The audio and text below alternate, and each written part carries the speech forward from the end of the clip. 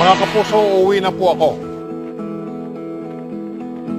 Marami ang nagluluksa ngayon, kabilang ang media at showbiz industry, dahil sa pagpanaw ng veteranong broadcaster na si Mike Enriquez. Ang malungkot na balita ay kinumpirma mismo ng kasamahan ni Mike Enriquez na si Mel Tiangco sa National TV sa 24 oras nitong Martes ng gabi.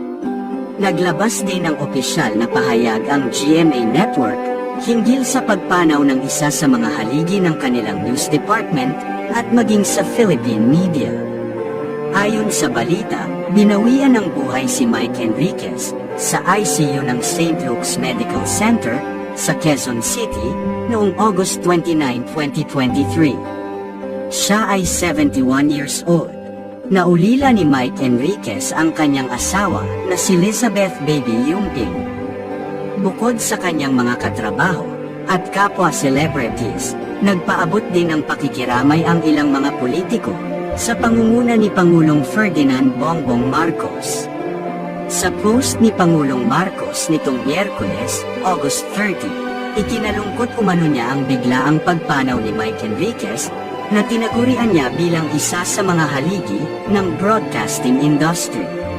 At dahil sa kaganapang ito, ay muling lumabas sa social media ang pangalan ng tanyag na Pinoy psychic na si Rudy Baldwin, na kilala sa kanyang mga di umano'y pangitain na tila nagkakatotoo. Ayon sa ilang mga netizens, tila nahulaan daw ni Rudy Baldwin ang pagkawala ng batikang broadcaster na si Mike Enriquez. Narito ang ilan sa komento ng mga netizens.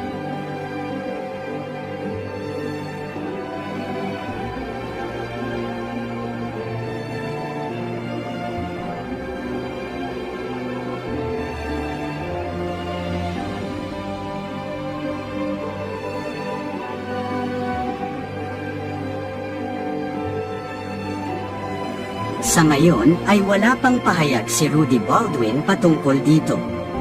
Samantala, magkakaroon ng pagkakataon ang mga tagahanga at nagmamahal sa batikang mamamahayag na si Mike Enriquez na ipagdiwang ang kanyang legasiya at masilayan ang kanyang mga labi sa Christ the King Parish, Green Meadows, sa darating na Sabado, September 2, 2023, mula 8:30 AM hanggang 3 PM.